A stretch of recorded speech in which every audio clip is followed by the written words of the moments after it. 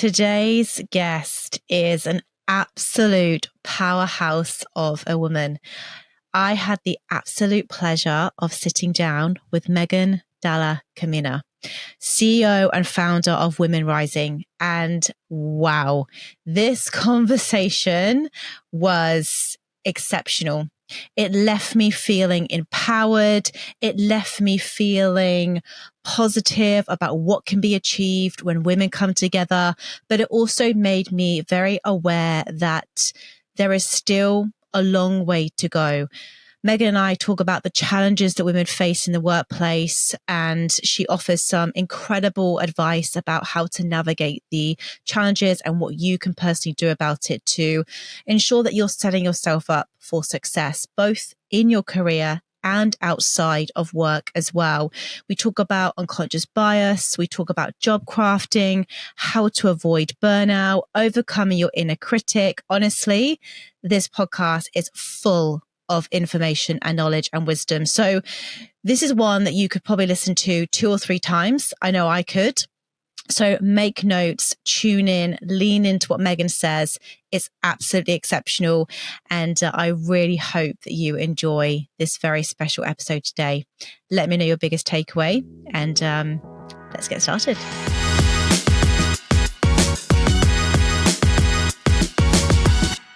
Megan, welcome to the Career Confidence Podcast. I am really excited to have you on. I know we're going to have an incredible conversation. Before we get into it, can you just quickly give the audience a bit of a background into yourself, your career journey, and what brought you here today? So Megan, over to you. Thanks, Georgie. I'm so happy to be here. The career journey, it's always a tricky one, right? Because it's such a long story. How do you make that net? I would say that I've had the type of career where nothing really went as planned, and I never ended up where I thought I would. So I grew up as an actress and a dancer, and if you had have told me when I was 18 that I would end up working at GE and PwC and all these big corporate companies, I would have laughed you out of the room. But I did. I did performing arts college after school, and I did all of these creative things. And then I ended up at GE when I was 24, after I'd had a car accident and needed to I was waitressing before that. I was waitressing and doing all of this, creative stuff, acting and dancing and singing. And I couldn't do that any longer. So I went to get a real job in an office and ended up at GE, the electronic commerce company of the General Electric company. And that was the start of my corporate career. And I stayed in corporate for 18 years, which was very unexpected. Traveled the world, started in an admin role, moved into a marketing specialist role, moved into a marketing manager role with GE when I was 26. And ended up looking after 13 countries and having this marketing team right before the dot-com boom. So that was absolutely fascinating. Went from GE to PwC in a marketing director role. And whilst I was there, got pregnant. I signed my contract to become a director on the Thursday, started my master's degree on the Friday, found out I was pregnant on the Saturday. So that was fun times, and kept that hidden for 5 months because that's what you did back then. Because, don't get pregnant, your career will be over. And then I ended up at IBM through acquisition of the consulting business of PwC and stayed there for 12 years. And a whole lot of things happened in that period. Single mum, young executive, massive burnout, gave up my job, took on another job, so we can get into any of that. And then 11 years ago, I left to start my own company. And I've been doing that, Women Rising, women's leadership development, women's confidence, writing books, coaching, teaching for the last 11 years. So that's the short version. Wow, there is so much in that. The one thing I have to pick out from it though as well, because I think that this is still a belief in our society, especially with women, that you get pregnant, your career takes a back seat and you're not going to get given the opportunities. From what you see now, Megan, are we still there? Do you still think it's unconscious bias? Do you still think that there is a bit of that going on in the workplace today, in your personal opinion? Or have we made progress from that belief? Look, I think it's both. And I certainly think on the surface, we've made a lot of progress. But I also know from the thousands of women that I coach every year, literally, that if you start having real conversations with women, they will tell you something very different. And the unconscious bias, the conscious bias, the assumptions that are made about women's careers, how women get sidelined, how they lose their opportunities, either not just when they have had babies, before they've had babies, before they're even pregnant, right? And then what happens when they go off on maternity leave and what happens to their career in the gap, and how they can get sidelined and pushed aside and assumptions made when they come back to the workforce. It is all very much still happening. It's just not as open as perhaps it was when I was, my son's 23, so a long time ago now. But yeah, it's still absolutely happening. If you start having, real conversations with women, they'll tell you. Which obviously I do as well. And I have experienced it firsthand because my best friend and business partner, part of the reasons why we started our own company was because that is exactly what happened to her. She got overlooked for promotions, lost the role when she came back to her job after being on maternity leave for 9 months, no flexibility. Like, it was pretty bad what she had to go through. And this was only like 5 years ago, so it's just interesting having conversations about this, because I think that we like to think that a lot of progress has been made and you shouldn't have to hide being pregnant. It should be celebrated and you should be able to speak about it and be excited about it. But I still think a lot of women are quite scared to speak about it and to let people know, and they do hide it, which is just not how it should be. But unfortunately, it is. And that's why organizations like yourself exist, and why you speak up so much, and why it's important to have these conversations, because we need to bring it to the world and make them more open. So thank you for sharing that. I mean, I just couldn't overlook that one statement. But yes. Can we go back to your corporate days, because you have had an incredible career? I want to go into your sort of role at IBM, because to start in sort of an admin role and to work your way up like you did is fascinating. I think a lot of the audience listen to this, that's the journey they want to go on. So how did you go about preparing yourself for those promotions? Were they side steps? Because I know also careers aren't sort of like linear, are they? Sort of, how did you sort of prepare yourself for it? And what did that sort of whole experience look like for you? Yeah, it's again interesting, right? Because I didn't prepare myself at all for certainly for those early roles, So I went into GE as literally an administrative assistant, and I was doing 20 hours a week because that's all I could work, because I'd really hurt my back in an accident. And I moved from being an admin assistant to being to the EA, to the CEO. I was a small division of GE in Australia. And then I do what I teach women to do. I followed my interest. So if there was any preparation, that's what it was. What I was really interested in as I got into the business was marketing. And I was really fascinated with what the marketing manager did. He worked across Asia Pacific. He did all this product stuff. I thought that was really cool. So I inched myself. I do what I now know to be called job crafting. Again, what I teach, and I crafted this role by literally offering up my services to say, I've got some time here, here, and here. How can I get involved in marketing? And then I was still doing my day job, but as I was helping and supporting with marketing, they crafted a role for me. And that, you were probably a year I was in there, but crafted a role as a marketing communications specialist. And that was my foray into marketing. And a lot of my career kind of formed like that. It was going in to do one thing and then trying to expand it out into the other areas that I was interested in. It is a scientific term called job crafting. And that's really how I crafted, my career. I did the same thing when I went to PwC. I went in as a corporate communications manager, but I ended up as director of marketing for the consulting business, which they didn't have. And I was doing comms work for them. And I was like, where's all your marketing strategy? And how is that linked to your business strategy and your profit plans and everything else? Oh, we don't know. Crafted, and then ended up doing the same thing. I did the same thing at IBM when I was director of marketing, but I knew that we needed strategy work in the business and the growth strategy. No one was doing it. So I pulled that in. And then after my burnout, eventually that became my job because I gave up the marketing role.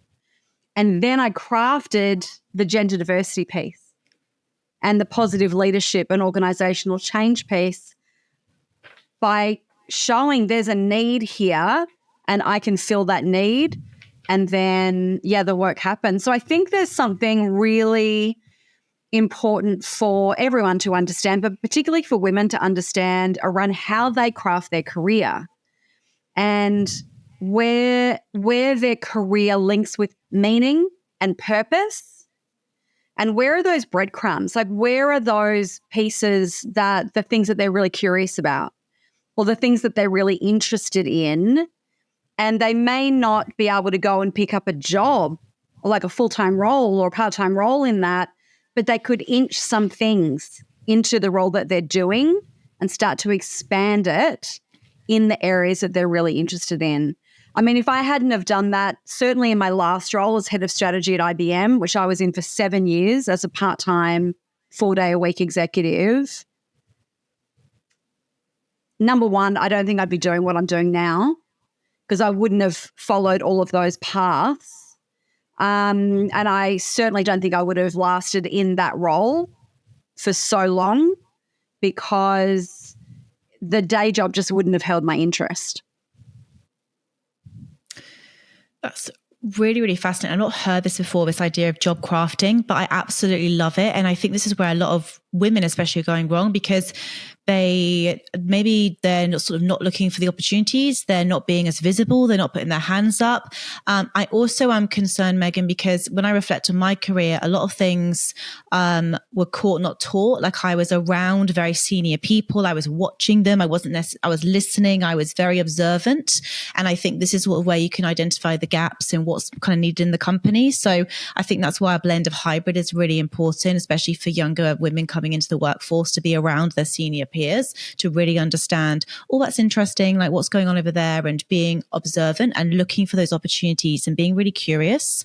But I'm just sort of trying to sort of think, so if there's a female listening to this and perhaps she has identified an opportunity in her business, in her place of work, how could she go about approaching her manager or teammate to sort of express some interest in, a potential opportunity that could be created for her? How could she go about doing that and bringing the opportunity to her? So I would start with identifying like where's a need?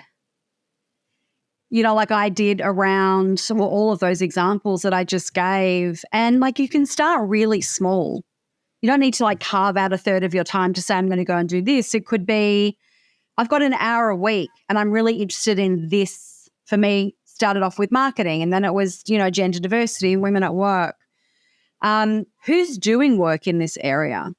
Where could you literally offer up and say, I've got an hour a week, how can I help? There's not many people who will turn down free, free support. How can you just look for the places where you can get involved? And how do you spark that interest that you have that may show up as excitement or curiosity or love of learning? How do you spark that by, getting on a project or saying, I could go and do this for you? And what do you think about that? And, have conversations, talk to a mentor, find a mentor, but really look for where are the opportunities, where are the gaps, where are the people doing what you want to do? How do you get involved? That's where I would always start. Amazing advice. Amazing advice. And I wish I had you as a mentor when I was starting out my career, because honestly, like that was golden. But I want to actually go into your role as, you were looking after the whole diversity piece at IBM, which I can imagine would be a really interesting role. So how did that opportunity come about? And I guess what also got you interested in the whole diversity and inclusion piece in the first place? So to clarify, I was director of strategy. So that was my day job. And I did that 4 days a week. And then I was the executive for gender diversity.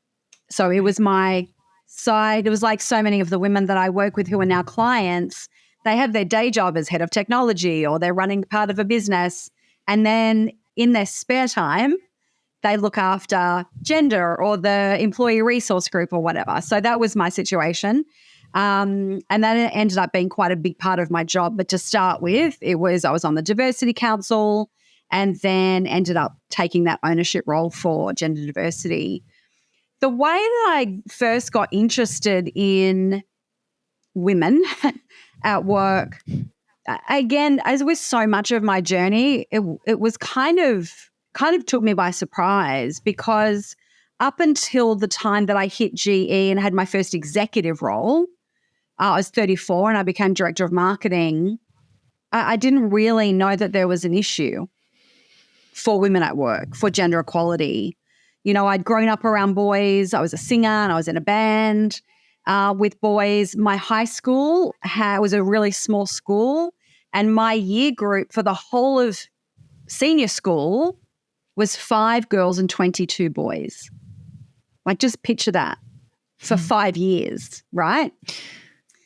And then, I left school and went into the workforce, and there's men everywhere. Like, I didn't know that this wasn't the way that ideally it would be until I hit IBM. And of course, I knew that things weren't ideal. I worked for PwC. I worked for GE under Jack Welch, for anyone who's old enough or has studied business. You will understand what that means. Hardcore business. And then I went to PwC, which was all male partners. There was really 1 or 2 female partners. So this was my landscape. And then I hit IBM, a company that had diversity as part of its DNA, and started to really open up to all of these conversations and strategies and processes and culture around inclusivity for the first time. And then when I started to look back on my career, I was like, oh, right.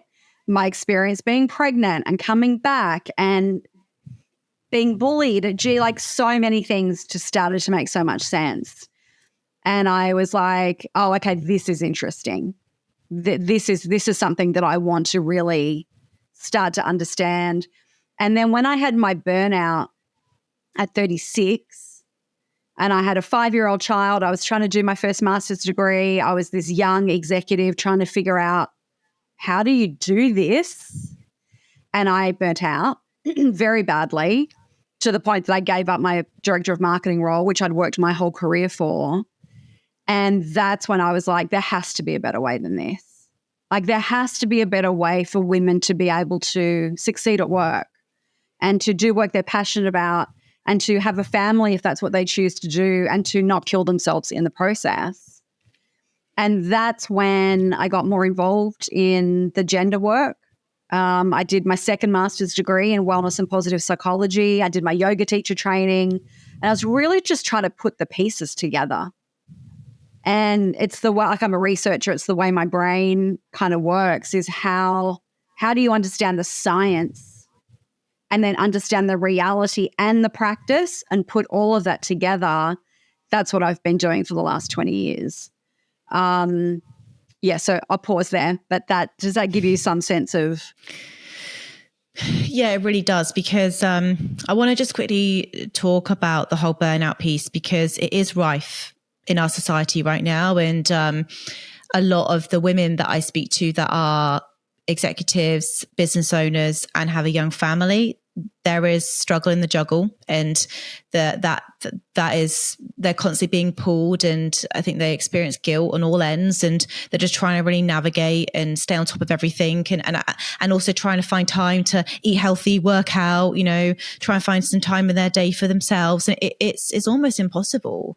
And your day can be completely flipped. Like, even I'll give you an example today. My business partner, she had a whole day planned, and her little daughter's unwell. She had to go and pick her up from school. So she's had to sort of move things around, shift things around. And she deals with these things quite well, but she's had to go on a real journey of just like surrender sometimes to that. And because she runs her own business, she's not reporting to anyone. So she's not saying to her boss, look, I have to cancel a couple of meetings today. Like, she can sort of take the day as it comes, but it is a real thing. It really, really is. So what was sort of like the warning signs when you were sort of experiencing this burnout that you maybe ignored and you wish that you didn't? Because I think we can catch it before we do get into complete exhaustion and burnout. But any red flags, Megan, that we should sort of pay attention to and not ignore? Oh, look, so many, right? And I ignored all of them. And I did what so many women do, is I was on that treadmill and I was running for my life. And I didn't dare look left or right, because I thought I would either fall off the treadmill or hit the wall in front of me. And what did I do? I hit the wall in front of me. And we do this as women. Like, we're so strong and so capable and have the capacity to do so many things and keep all of those balls going, that we override ourselves. We don't listen to our bodies. We don't pause to breathe, to think, how am I doing? Because we're so focused on everybody else. And then we wait for the crisis, the illness, ours or somebody else's, the retrenchment, the divorce, the children in school who are having behavioral issues, whatever it is. We wait for that, and then we go, oh, I have to stop. So like a massive part of my work and mission is I want to catch all the women long before they get to that point, with the tools and the self-awareness and the self-leadership, so that they don't ever have to get there. So to answer your question, the things that we need to be thinking about, and even more than thinking about doing, is we need space, even if it's micro moments of space. Doesn't mean that you need 3 days off a week, but you need 3 minutes a number of times throughout your day to pause, to breathe, to settle your nervous system, to tune in. How am I feeling? How are things going? Am I in alignment? What support do I need? These questions that most women very rarely ask themselves. And when we do that, when we give ourselves that permission and space to check in with ourselves, then we see the warning signs. Then we see, and we think about, like I ask women in our programs, how's your sleep? This is the number one question when I ask around wellbeing. How's your sleep? And for a lot of women that have young children, they're constantly interrupted. That's a whole different thing. For a lot of women who don't, they're still only sleeping 4 to 5 hours a night. So, okay, well, let's tackle that first, so that you're not in fight, flight, freeze, fawn mode all of the time, and you can come out of survival. Then, how are the other things? Where are your building blocks? And what is your benchmark for how you feel? Like, what does health look like to you? What would radiance and vitality look like to you? What are the inches, so that you know that sleeping 4 hours a night and feeling completely exhausted all of the time, that is not your normal, right? But so often, I remember so clearly once, I reckon I was 27, and when I was in my marketing role at GE and I looked after Asia, for a long time I spent 3 weeks out, 1 week back. So 3 weeks traveling around Asia and the US, 1 week back at home. And I remember so clearly getting up one morning and looking in the mirror, and I looked so fresh, and like most 27-year-olds do, but, you know, like I had clear eyes and my skin looked good. And I was like, oh, because I'd had like 9 hours sleep. And I remember looking in the mirror going, oh, this is what you meant to look like and feel like. It was so foreign to me because I was a chronic workaholic. So we've got to build in those moments and practices and tools, shrink them down as small as possible so that they can fit in women's busy lives, and then have those check-in points. Because if I'd done that, I would have seen my burnout coming 10 years before. And then 9, 8, 7, 6, like count it down. Because it was impossible what I was doing. And this is the life that so many women lead without the tools and the awareness and the permission that they give to themselves to say, I want something better for myself. And I deserve to have that. And I'm going to do the work to go and get that. Thank you so much for sharing that. And it is so powerful. And it is so important to pause and acknowledge how you're feeling. We just don't do that enough. And I think every single person listening to this can relate, because I've been through not quite burnout, but very close, really severe anxiety, panic attacks, like just constant pressure on myself, go, go, go, busy, busy, busy, like just a busy fool, to be honest. But I've done a lot of work on myself, Megan, to understand where this sort of work ethic ambition comes from. I'm curious, where do you think you get your drive and determination from? Where does that come from within you? Look, I think part of it is innate. Like if you look at whatever you want to call it, driven people, ambitious people, people who feel like they have a purpose to fulfill in the world. And when we're in alignment, that's most of us. Like if we're really in alignment with what we're here for, that's most of us. Part of that is innate. The other part is socialization. The other part of that, and particularly the negative aspects of being a driver, being really ambitious, I call it drive and strive energy, that hustle culture. So much of that is socialization. And for women, it's the patriarchal construct and the gender norms around a successful worker and a successful leader is male and masculine. And women spend all of our time trying to conform so that we can fit in and so that we can succeed. I write about them, I call them the paradoxes of power that are constructed by the patriarchy. And it's one of the reasons why women always feel like we're hustling for our worth. You know, we're always trying to twist ourselves into a pretzel to fit in what we think is required for us to be safe, to be seen, to fit in, to succeed, to achieve. And this is part of the unlearning that we need to do as women, that the whole society needs to do, and we are on this shift. But that particularly as women, we need to really recognize the forces outside of us that hold us back, and what is the external work that needs to be done, but then what is our work to do.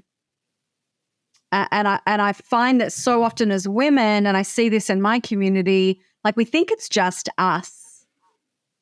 You know, like if I didn't get the job, or I'm not going to get the promotion, or I didn't ask for the pay rise, or I can't balance my work life because it's impossible, we think it's on us.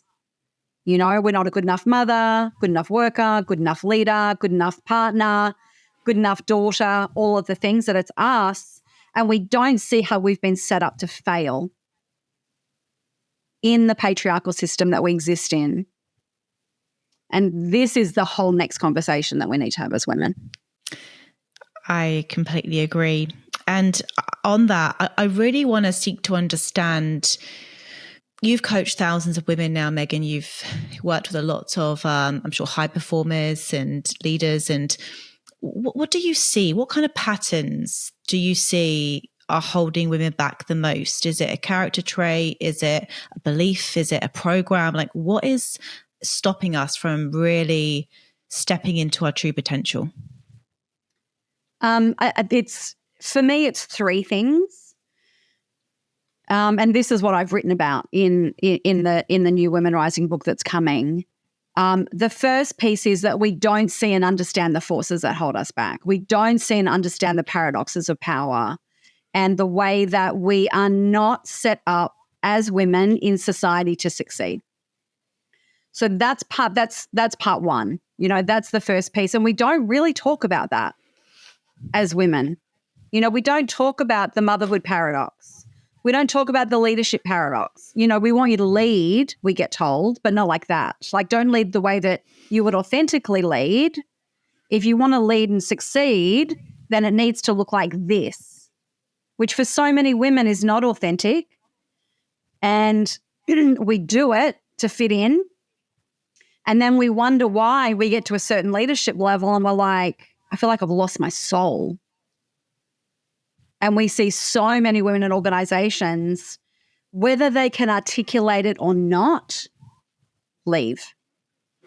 And that can be physically leaving. It can be sidelining themselves. It can be what I hear so often in my community, which is, I've gotten to this level and I feel like I can be authentic here, but I can't be authentic there.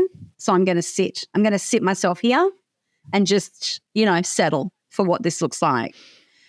So we have to have this conversation about all of these external systems and structures and patriarchal power and the paradoxes that come with that, and how it's not women's fault. That's what we've inherited.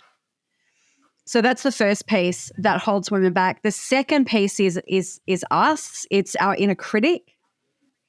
From all of the research I do at Women Rising and a big research report we did last year, women say the number one thing holding them back is their inner critic. And that's the whole second part of the book that I really go deep into, around inner critic archetypes and what does it look like and what does it mean and what are your stories and what do you do about it? Like, what do you do with this voice inside your head that tells you that you can't and that you're not good enough, excuse me, that you're not good enough and that you're not smart enough and you're not pretty enough and all of the things that we tell ourselves. But again, so much of that is not our construction. It's society's construction that we've taken on. It's the patriarchy that has become our inner patriarch. So that's a whole, like sit with that, right? And then the third piece is, what are the tools? Like, what are the tools that we can use to deal with all of that so that we can create success on our own terms? And most importantly, so that we can be well, so that we're not burnt out, so that we're not just surviving, so we're not just getting 4 hours sleep a night, so that we have the confidence and personal power, that feminine power, to live life on our own terms. So that's the way that I sort of frame it up, and the conversations that we're having, in the communities of women that I serve. And these are such important conversations as well, Megan, and that's why I want to make them public as well. As you were talking there, and your journey is really fascinating to me because a bit like you, I didn't really think that I was at a disadvantage being a woman. And it wasn't until I probably started doing quite well in my recruitment career. And I then started to notice that, hang on a minute, just because I'm not going to the bar until midnight, these people seem to be promoted than me. And then I realized that actually I was on about 30 grand less than my male counterparts, even though I was the top salesperson in the organization. And then when we started, my business partner and I, Pam, started Seed Solutions, we were finding that we weren't getting as many job opportunities as other male business partners because they were having beers on a Wednesday night with founders of companies. And we weren't, because my business partner had a young daughter at the time. And to be honest, I didn't want to go and hang out at a bar on a Wednesday night until midnight. So I started to understand then that, because I'm a female, there's a few things here that I am at a disadvantage. I'm not playing golf on a Friday afternoon. You know, I'm not sitting around the bars at 3:00 in the afternoon. I'm not saying this happens all the time, but it happens a lot. And I do think that there's, in these conversations and in these work settings, that's where a lot of the business deals get done. That's where a lot of things get discussed, and we're not privy to that. So how can we as women feel this empowerment? Because I want women to start stepping up, speaking up, and really leaning into this and not shying away from it, not being like, oh, well, that's a system, there's nothing I can do about it. It's like, what can we do about it? How can we change this? Because it really fires me up. Yeah. And I have experienced it firsthand myself, and I've got lots of amazing friends that have as well. What can we do about it, Megan? Oh boy, it's how long have we got? Yeah, exactly. We have 5 hours. Yes, we'll scratch the surface. Yeah. First of all, we have to understand that this is the way the world is, and this is the way the world of work is. Doesn't mean we don't want to change it, but we have to see it. You can't change anything until you actually recognize this is the system that we are operating within. And it sounds so obvious, but it's not obvious. You know, like that leadership paradox that I mentioned, you know, we want you to lead, but not like that. That's a revelation to 95% of the women I speak to. When I talk about the motherhood paradox, and I say the motherhood paradox is that we want you to work like you don't have children, and we want you to mother like you don't have a job outside the home. And women just go, say that again. And you can see all of the wheels turning, right? The visibility paradox, you know, be visible and promote yourself, but not too much. There's so many of these pieces. And here's what I find. Once you see them, everything looks different, right? The way that if you're a mother, a working mother outside the home, and you recognize that there's a motherhood paradox going on, the way you look at everything in your life and in your career changes. Because once you see it, you can't unsee it. And then you're looking at all of the pieces going, oh, that's why that thing happened. Or the leadership, oh, that's why I'm treated like this as a female leader. Right? So we have to see it. We have to wake up. We have to have this conversation with millions and millions and millions and millions of women so that we can see it. And then we have to have this conversation with millions and millions of men. And this is, I think, the next frontier, right? I mean, we've been talking about male allyship for a decade. I was the first implementation leader in the Male Champions of Change with Liz Broderick back in 2010 when I was at IBM. And phenomenal movement and transformation that's happened. But we have to get under the CEOs. The work that we're doing, Women Rising, we have a Male Allies program that we're working with the men below the C-suite. So all of those levels, particularly in the middle of organizations, that's where the change happens. The change happens in the middle. It doesn't happen at the top. It may get directed from the top, but the change happens in the middle. And what I find from coaching hundreds and hundreds of men this year alone is that they think they're male allies. But what they very quickly realize is they're good guys, most of them. They're not acting as active male allies. They're not part of creating change because they don't understand what it is. They don't know what to do. They're scared to do the wrong thing since the Me Too movement. And so they're just over here. Yeah, and that's women's work, women talking to women about women. So we have to bring the men in. And then we as women need to understand what are the ways that I hold myself back as well as deal with the systemic issues that I'm dealing with, and what do I do about it? Like, how do I come into my power as a woman? How do I do my work around what's my life vision and purpose? What direction do I want to go? What are my values? Am I in alignment? How do I get into alignment? You know, really understanding confidence. And, you know, that confidence is the ability to turn our thoughts into action. When am I stuck in that gap in the middle, which is the stories? And what do I do about that? What are the tools that I can use? And on it goes, right? How do I be an authentic leader? How do I really become intentionally well? How do I have grit and grace? Like, these are all the things that I teach. Because again, when women get the tools, they're like, I can do that. I can go and create a vision for myself. I can work this 3-step process when I'm having confidence issues. We've got to get the tools into women's hands so that they can do tangible, practical things to move themselves in the direction that they want to go and not be at the whim of other people's agendas for them. So powerful. I knew this conversation was going to be so good. And I'm just smiling because I just felt this is such a needed conversation, especially in the community that obviously I run, which is Sisterhood Club as well. And it's just so empowering, Megan. But look, there's a reason why I call this podcast Career Confidence, because I do generally believe that that's the foundation that a lot of things are built on. Your self-belief, confidence, the ability to follow through on your actions, to go for things, to not put yourself down, to put yourself out there. Let's just focus on the confidence piece for a moment. If someone's listening to this right now and they're struggling with their confidence, what could be some tools that would help them feel more confident and have that courage to just get started and do something for them? Yeah.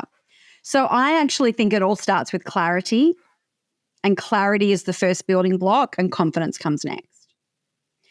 So the first thing I always recommend is do some work around your vision for your life. What do you want for yourself? Where do you find meaning? And what does purpose look like for you? Because what I find is that when we start there, when we're really crafting our own vision and agenda and we know what matters to us, like we know the why of why we show up at work every day, whether that's because we're putting food on the table for our family or because we're really passionate about a certain thing, then the confidence piece has something to anchor it to, right? So I always start with clarity first, and then we can get into confidence. And the first thing I want women to really be aware of is what confidence is and what it isn't. Like, it's not fake it till you make it. It's not doing a power pose, although that can help you, in a moment with your biochemistry. The best definition of confidence that I've ever found is from Professor Richard Petty, which is confidence is the ability to turn our thoughts into action. So that and the reason I think that matters so much is if you find yourself in a situation, like maybe you didn't speak up in the meeting. Maybe you didn't put yourself forward for that role. Maybe you really wanted to ask for a pay rise in your performance review, but you stopped yourself, like whatever it is. Maybe it's something happening at home. If you can sit there and think, what was the action that I wanted to take in that situation, and what stopped me from doing it? The thing that will have stopped you from doing it is the story you were telling yourself about what was going on or what was going to happen if you said the thing in the meeting, right? Confidence is the ability to turn our thoughts into action. So that's number one. And then we can work what I teach is a really simple 3-step cognitive restructuring process. And I can give you a link that people can go get this free guide on my website, which goes through this from Women Rising, which is, number one, start to really tune into and understand the stories that you're telling. So if you picked a recent scenario, like you were in a meeting, you wanted to say something, you didn't, and you think back to that scenario after the fact, what were the stories? They're going to think I'm stupid. I'm going to sound like an idiot. I'm not smart enough to contribute to this. They'll all know that I'm a fraud, whatever it is. I'm not smart enough, to say something valuable. What is the story your inner critic is telling you? Step one. Step two, we need to interrupt that cognitive dissonance going on in your brain. And the most simplest way I've ever found to do this is just ask yourself the question, is that true? Right? So you've got the stories or the one story. Is that true? What could be an alternative truth? Like, we're really trying to get to what's actually going on here, because once we understand that, we can reframe that story into action. Does that make sense? And like that really simple 3-step process, I've coached 7,500 women in the last 3 years, life-changing. Any situation, work, home, what you think about yourself, anything. You as a mother or a parent, catch the story, is that true, reframe the story. So I'll give you a guide that you can share with everybody, on that process. And then, it's really about, like, how do I want to show up? What does alignment look like? What's my agenda for myself versus me just trying to fit myself into everybody else's agenda to people please or to be a good girl. Like, these are archetypes, right? Or to be a perfectionist. They're all archetypes of the inner critic that we have. And there's work that we can do to understand those archetypes and then start to quieten them down and deal with them with really practical strategies, so that we can stay aligned to what we want, so that we can set boundaries, those things that so many women struggle with. What's a boundary? Where do I need it? How do I hold it when someone's challenging me? Like all of these pieces that really start with that clarity. Why am I here doing this? Where am I losing confidence, and how do I stand in my power? And using that process to really eventually quickly be able to move through that. When you start, it could be quite clunky. And you might need to sit there for half an hour going, what was the story? And like, I'm really trying to catch my stories and understand it. I can move through that in like 30 seconds or less. Because the stories don't necessarily go away. They may get quieter. They may get less, but you're always going to have stories. It's how our brain works. But that tool, like literally I can come up against something and very quickly, what story am I telling myself? Is that true? Okay, let's reframe that into action. So it's one of the most practical things that I teach that has the most profound results.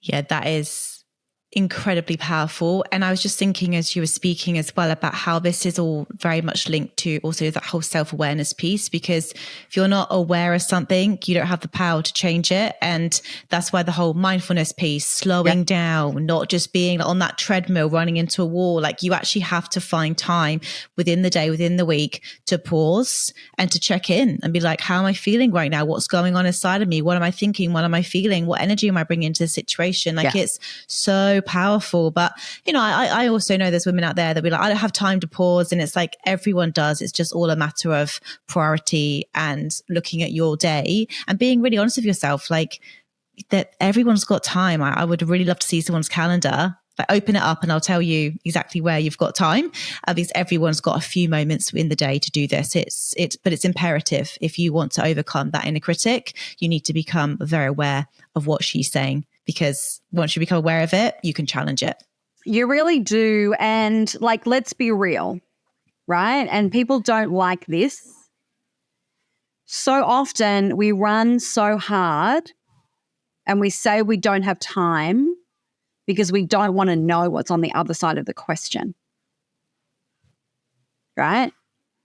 So when I say to women, I want you to start meditating because it's the quickest pathway to understand what's going on in your mind, and they say, I don't have time, and then we dig a little bit deeper, what's on the other side of that? I'm terrified about what I would find is going on in here and going on in here, my head and my heart, for those listening, if I paused long enough to ask myself, how do I really feel? Or what am I really saying to myself? And so self-awareness has to start with honesty. Like we have to be really real about why we're running so hard all the time, even in those moments when we don't need to be. That was a massive personal lesson for me in my life. that I didn't understand until I learned to slow down. And I run pretty fast. I have a simple but full life and business. But once I really started to meditate and get quiet and give myself those moments, like I call them the moments in between, like the 2 minutes in between the next meeting, or the 5 minutes while you're cooking the dinner where you can, okay, like how am I going to tune in here, etc.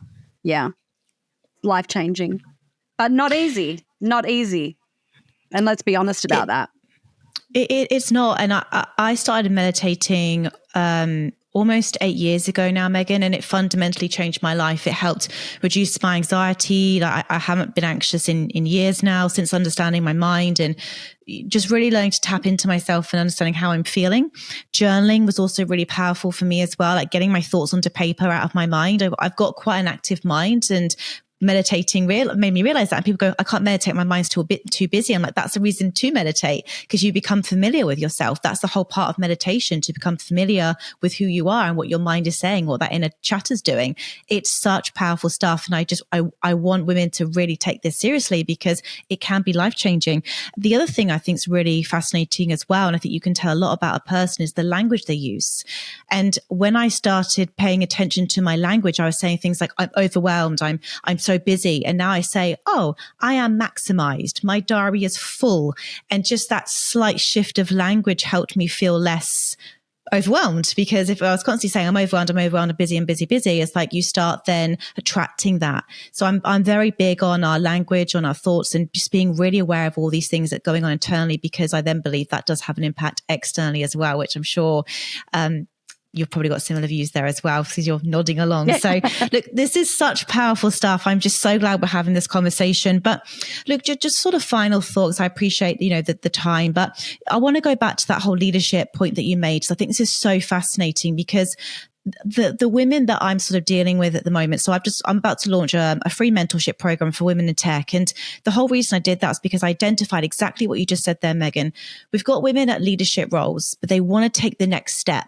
But again, they don't want to take the next step because they feel, like you said, they're going to have to sell their soul. They don't know how to navigate the politics and the organizations. Any advice for those women that are ready to take that next step? How can they lead authentically, lead with, feeling like they're not losing themselves in the process? Any advice for that woman that wants to take that next step in her career?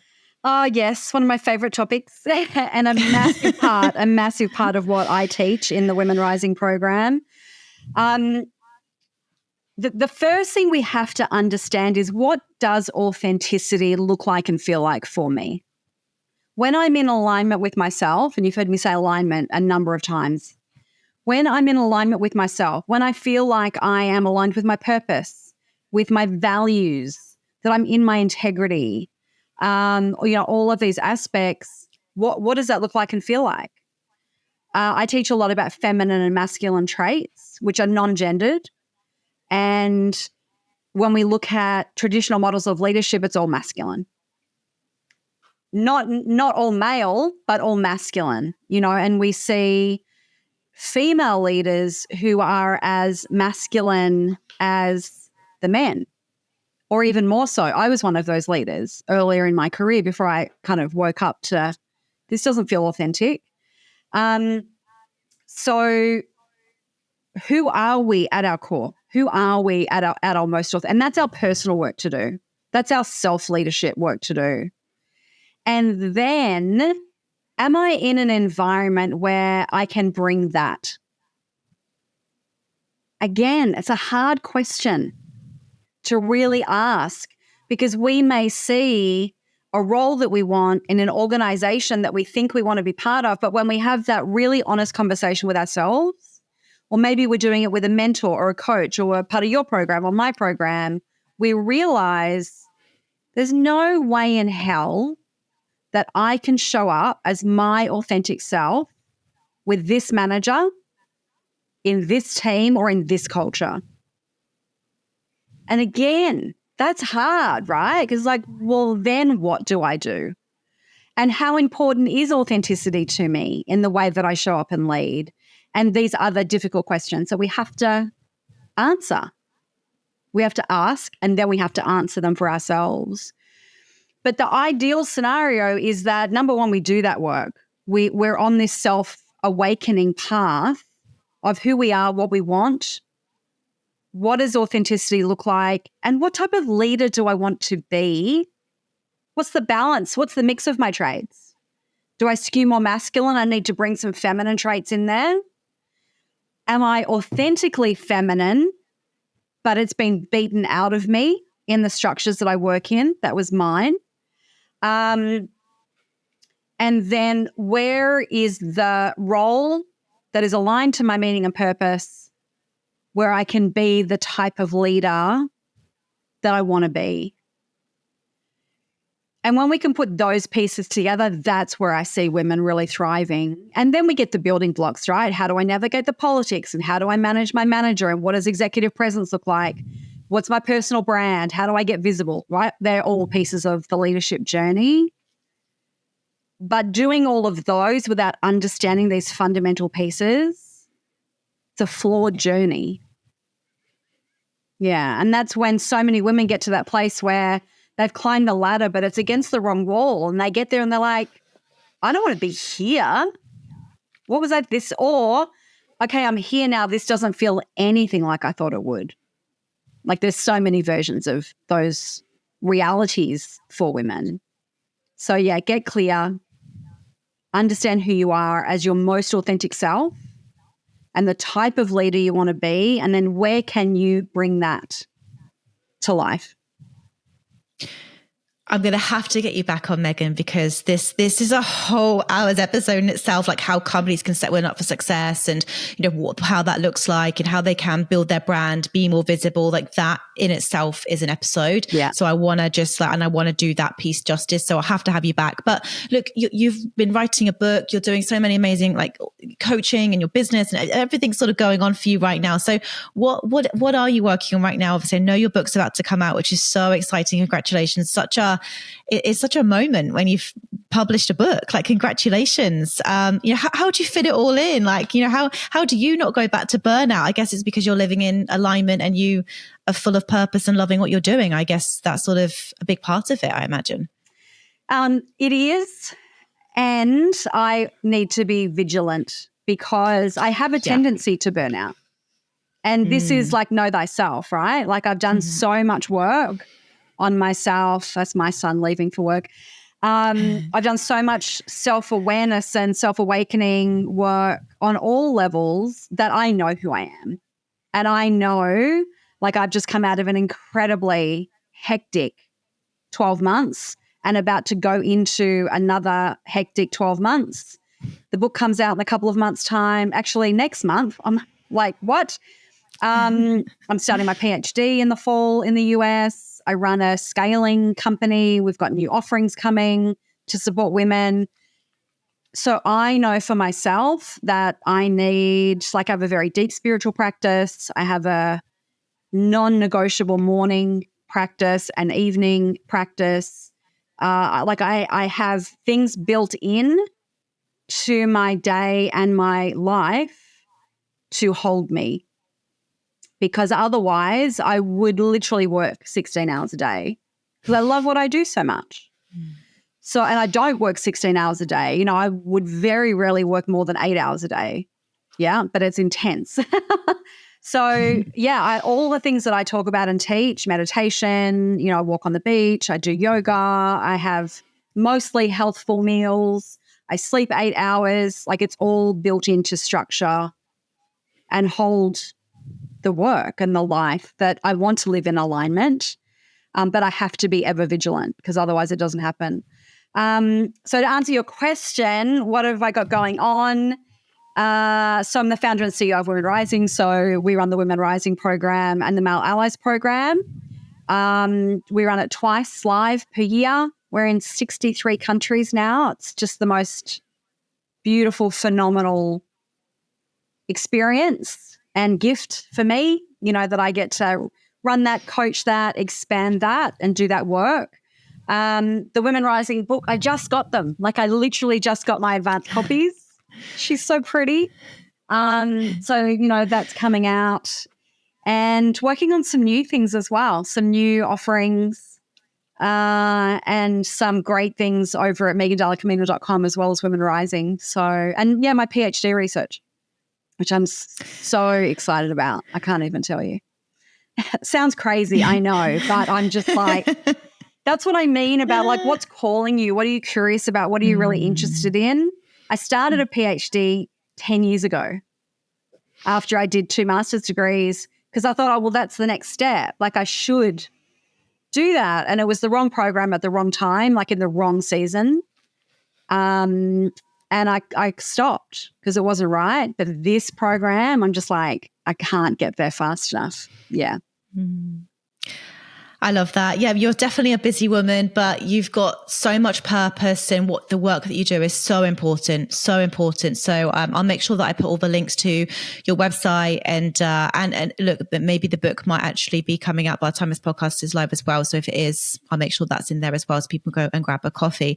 But look, we've spoken about a lot today, Megan. So thank you for just sharing your wisdom and knowledge. But is there anything, any last piece of advice, bit of wisdom that you want to just leave us with today, that a woman could really take away and be inspired, motivated to really take charge of her life? Anything we haven't spoken about that you think, oh, I wish I could just say this? I would say, we have spoken about it, but I would say get clear on who you are and what you want. It's the most important work that we can do as women. Like, get that clarity for yourself and then believe that it's possible.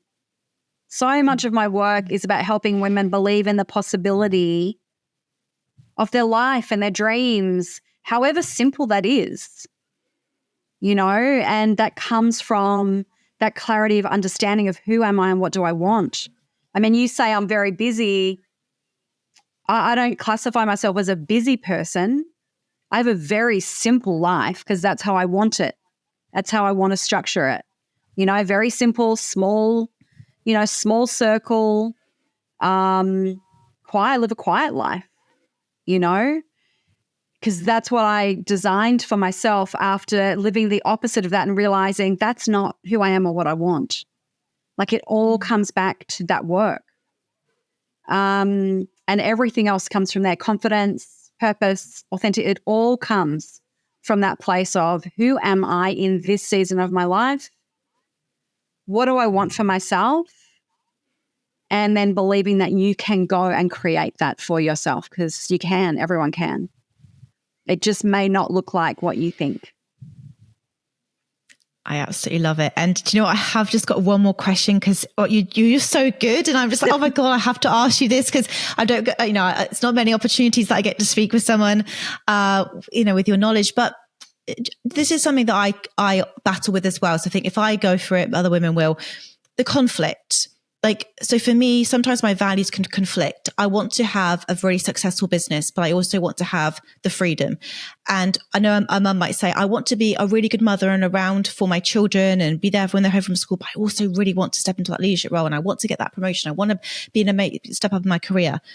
How do we deal with some of these conflicts that we find ourselves in between, okay, my authentic self is saying that I really want to go for this massive goal over here and I believe I can do it. But then this other thing over here that I go, am I going to lose myself in the process? I also really love the freedom or the family. Like, any advice? I know it's a really big question, but as you said it, because I'm going through it myself and I'm speaking to a few other women that feel this as well at the moment. So any thoughts on that? Yeah. 5 hours. Let's talk about this topic. This is another conversation. Okay. I love this question because I deal with it too, right? Like I'm an introvert doing extroverted work, right? Like exactly the same thing. Like I want to reach 1 million women in the next 5 years. And I also just want to sit in my little world and go for a walk on the beach in the morning and meditate in the afternoon and, right? Like conflict. Mm-hmm. So there's a couple of things that I think about around this topic. Number one, like what would an and look like? What would and look like? So for me, what does doing my purposeful work and impacting 1 million women in the next 5 years and I'm going to walk on the beach in the morning and I'm going to meditate in the afternoon. What does and look like? Like, how do we get out of black and white thinking?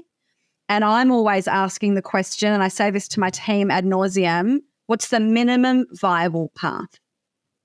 And how simple can we make it?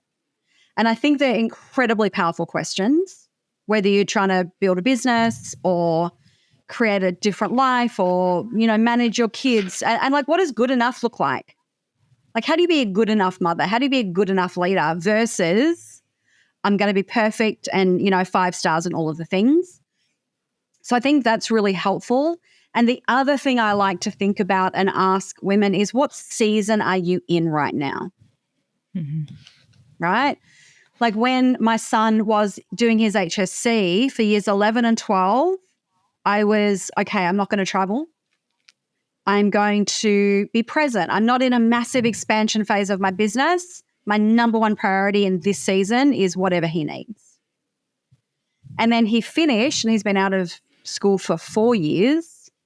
As soon as he finished, I'm like, let's go, right? This is my time, especially as a single mother, right? Like, okay, let's do this. And that's where Women Rising was born, you know, the year after he finished school. And now I'm in that season of my, you know, of my business and my life. And, you know, I ask this question a lot to working mothers who grapple with that. I want to be around for the kids, especially when they're younger, but I also, and I'm like, well, like, what season are you in, and what's your first priority, and then what's your second priority? Rather than I'm expecting myself to do all of the things all at the same time, how do I make this flow? Where are the ebbs? Yeah, how do I get some flow and some ease into that? And the clarity piece is because if I'm clear on my choice, that inner conflict starts to be diminished. If I'm clear that Luca's doing his HSC, that's my number one priority, right? It doesn't mean I'm not building my business, but it means I have very clear alignment with that as my core value, my core choice. Yeah. And sometimes we have to fight harder to find, you know, what that line is. And other times it's really obvious, but you can only ever find it if you do that work to get clear with yourself.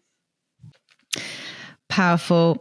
Megan, where can I send people to connect and find out more about all of the amazing work that you do? Where do you hang out the most? So Instagram, love Instagram at Megan Dalla-Camina, LinkedIn.